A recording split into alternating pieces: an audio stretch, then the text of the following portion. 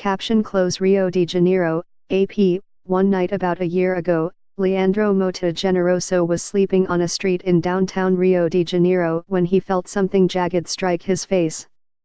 Somebody, he didn't see the person, but believes it was a resident in the neighborhood, had slashed his nose with broken glass from a vodka bottle. He awoke in a pool of blood. "I can't sleep at night anymore," said Generoso, 23, who has been homeless since the grandfather who was raising him died 5 years ago. "Too many people, we are rats, garbage or whatever thing. That is the reality, and now there are many more homeless in the streets," he added. A year after Rio de Janeiro hosted the Olympic Games, a grinding economic crisis has led to an influx of thousands of homeless people, creating a climate of tension that city officials are scrambling to address. Warm temperatures and miles of beaches have long made Brazil's most famous city a place with a large street population.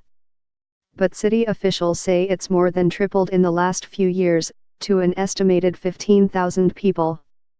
While many U.S. cities have experienced sharp increases in people living outdoors thanks to rising housing prices amid a recovering economy, in Rio the driving factors have been fallout from Brazil's worst recession in decades and long-standing inequalities. Today's homeless in Rio include thousands who came from other states for work before the 2014 World Cup and 2016 Rio Olympics and subsequently lost their jobs.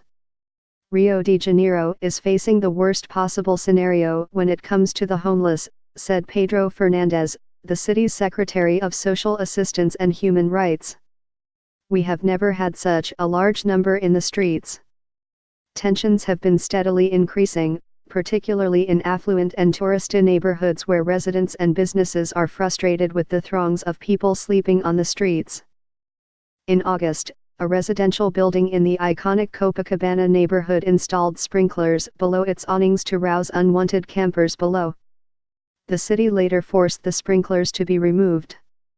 People in several affluent neighborhoods post messages on community Facebook groups urging police to act and imploring neighbors not to feed the homeless.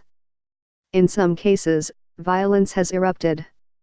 40-year-old Fernando Rodrigues dos Santos was fatally shot in the chest while sleeping in the street in Copacabana in October.